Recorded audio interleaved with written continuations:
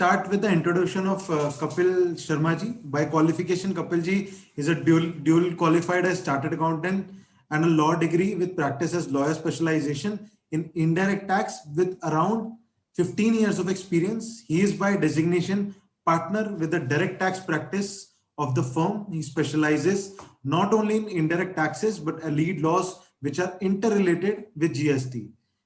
He have to his credit a lot of national and international publications and is a part of various industry forums in capacity of advisors. Sir participate in various trade bodies and help their associations in bringing out policy level changes with their valuable inputs and suggestions. Kapilji is usually invited by ICI and other professional associations like us as a guest lecturer and various forums across India. Welcome once again on our platform, Kapilji, and the stage is yours.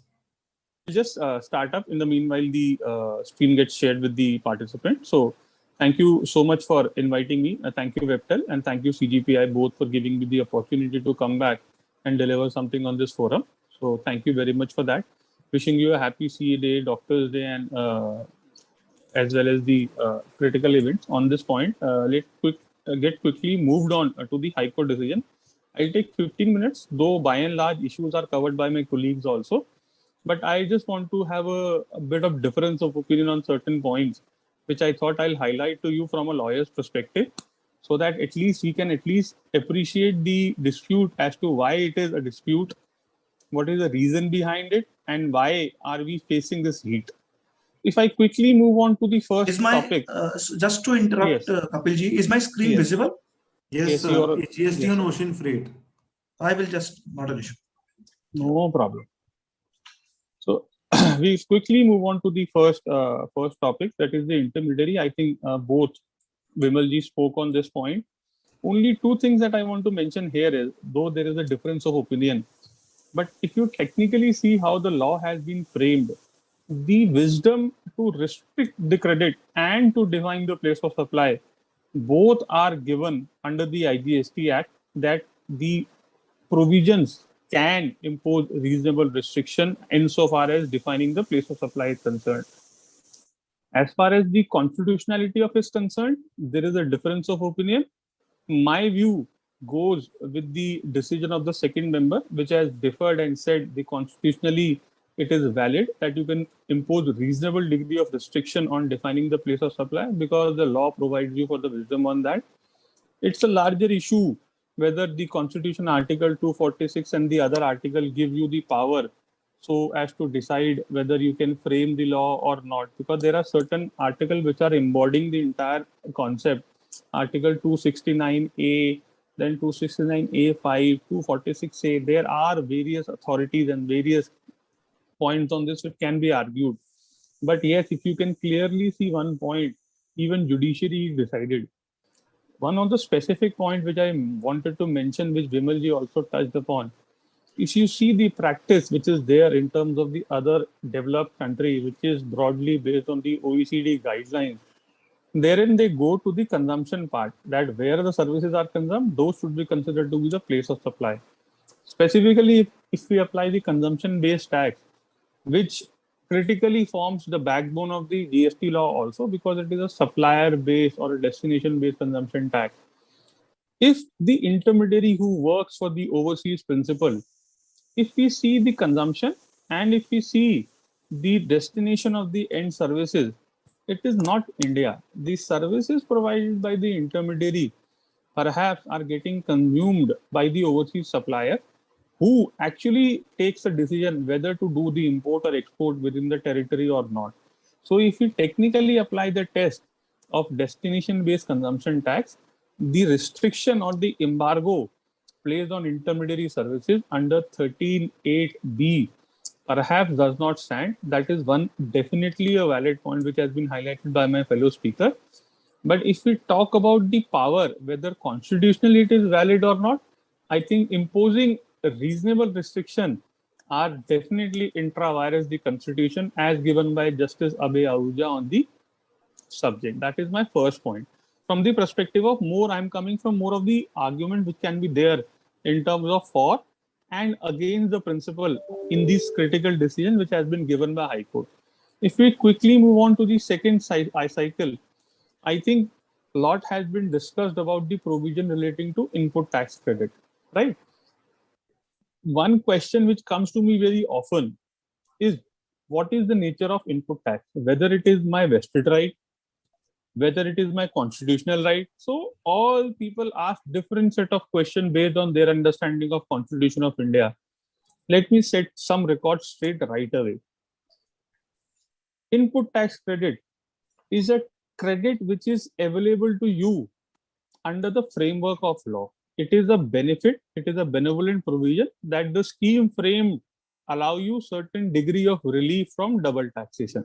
So definitely people who support the theory and say it is my vested right, it is my constitutional right, I think I beg to differ on that principle. Neither it is your constitutional right, neither it is a vested right. This is a right governing out of the flow of provision, and the legislature is well within its framework to restrict reasonable degree of restriction on the availability and eligibility to define the credit on this point, on the credit eligibility as far as the recipient is concerned.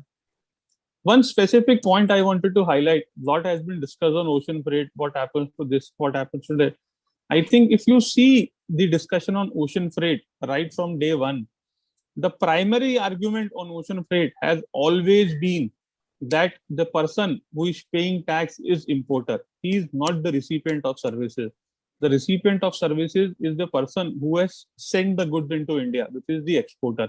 Therefore, you are asking not the recipient, but the person other than recipient to pay tax. Once there is no service flow between the ocean freight, as insofar as importer is concerned, how can the levy be sustained? This is the entire genesis of the decision, that you can't fasten the liability on a person other than recipient. If you recollect, in the service tax law also, there was a concept of goods transport agency. In the goods transport agency also, a similar kind of provision was there, right? The provision was the liability to pay tax was imposed on a person who was liable to pay freight. It was not on the person who was receiving the GTA services. It was on the person who was liable to pay the freight. So any person who pays the freight was a person supposed to pay tax on GTA. Similarly, there were various other services under which they notified under Rule 21D4 of the Service Tax Rule 1994. I am talking about erstwhile rule. If you refer to those rules, you will find out that they, by way of legislation, has casted liability on specific person to pay tax when they were not considered to be the recipient of services. So these problems are not actually new. These problems were there in the earlier law. Earlier, nobody came back and challenged this question, and they were accepted by the authorities. Now, all of a sudden, new things are coming. Definitely, it's an evolving law. New things will come. Not that I'm advocating that this levy is correct, but I'm just giving you a perspective which has not been touched by other persons, so that you can appreciate where the dispute is stemming from. We should go back to the roots of the problem so as to make sure we can defer a better argument on this point. So coming back again to the input tax credit aspect that you were earlier discussing, there are three specific examples I want to discuss with you and give you certain set of ruling which will help you actually to digest these decisions and come back to conclusion whether they are correct or not. I want to start with the concept that if you see judiciary, perhaps all the while we have been hearing that there has been certain degree of work which has been not completed by authorities in terms of giving relief. But if you technically see the decisions in the GST law, there are huge number of favorable decisions in the GST law, which has actually read down the provision, declared them ultra virus, or has struck down certain reasonable restriction which has been imposed by law. So the judiciary has always been forthcoming insofar as taking decisions and putting across the law, which should have been in terms of the framework of law. I'll touch one more example in the last slide that we do on the betting and totalizer. But coming back to input tax, clearing the input tax, there are three specific points I want to cover. The first one is relating to reversal of input tax credit in case of a manufacturing law. So definitely, in case of a manufacturing process, it is not a simple input-output process. what you put in is not garbage in, garbage out kind of an approach. It is an approach that certain goods get consumed within the process and they are not forming part of the major product. So there is something called process loss. Not that it is a defined law. There is something called standard loss also, a process loss also.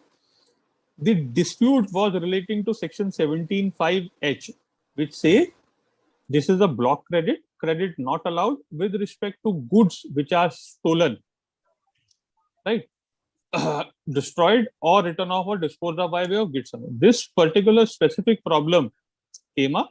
The court came down heavily, said the restriction of goods lost, stolen, destroyed, written off will not apply with respect to provision wherein the process has been initiated with respect to certain goods and these goods are going and forming part of the production process. In that case, the goods are neither lost, stolen or destroyed. They are forming integral part of process of manufacturing. Therefore, this restriction should not apply there. So again, a welcoming decision. Shubham, you are mentioning me to close the presentation now, or can I continue for 5-7 more minutes? I'll take 5-7 minutes to conclude. You may continue, sir. You may continue for 5 minutes. Till 5. Okay. No problem. So the second critical aspect, if you see, which was touched upon by Tushar as well as Bimalji also, same point I'm recovering. If you see, the DY Bittal decision of Madras High Court is again a forthcoming decision wherein court has categorically held that unless you initiate a proceeding of recovery from a seller who has been absconding, has not paid tax or filed return, you can't come back to a honest taxpayer, which is a buyer in this case, who has paid the tax. He can't be disallowed the credit. So they have read down the condition in section 16(2)(c). They have also taken cognizance that this section is already under a constitutional validity challenge under various high court, but they have very specifically commented on this point that unless you close the proceeding on the seller, who is the defaulting party here, you can't come back and ask the buyer to reverse the credit suo motu basis. Only after you take effort, you can come back. They have taken support of various earlier decisions with respect to sales tax law. I think I have written some of them in my slides. I think the people can share it with you. You can read. In the earlier law also, similar kind of practice was there that you can't penalize a person merely because the tax has not been paid. Definitely, if the person has complied and he has not done any connivance or a fraudulent transaction, he can't be denied of a benefit for the tax which he has rightly paid. He is not on a defaulting side. Again, I'm repeating the same thing. The power to block the credit ledger, it is a draconian section which restricts the credit of a person who is business unless the officer exercise this power which are given to them judicially.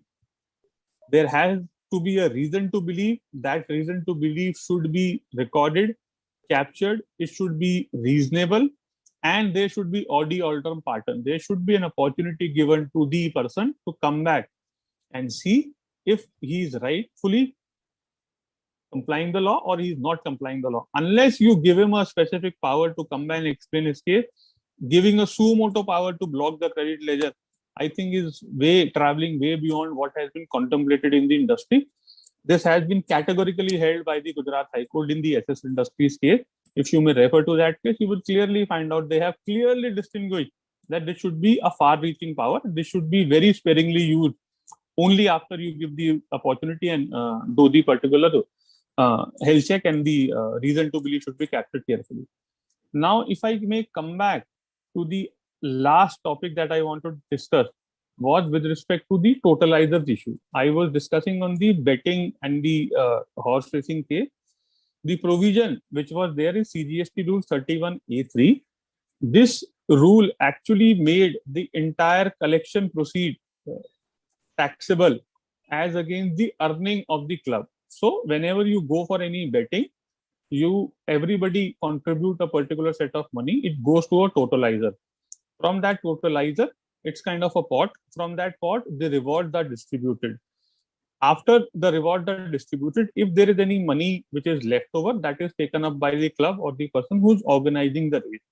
What this new rule sought to do was, they said that instead of getting into the earnings of the club which is organizing the particular event, what I will tax is 100% of the face value of the bet. So if the total collection is say 100, I will tax 100 at 28%, and the balance money you can distribute, rather than the earning, which is the value for supply. Whenever you collect a contribution. So I'll give you a simple example of lottery ticket. Everybody buys a lottery ticket. That lottery ticket forms a pool, and that money is distributed. The money which is held by the person is held in the capacity of fiduciary. He is agent. He is supposed to collect, monitor, and distribute the money. That is not for supply of consideration. Only the money which is left after distributing, which is the margin of collection minus proceed, is the value of supply of doing the entire plan.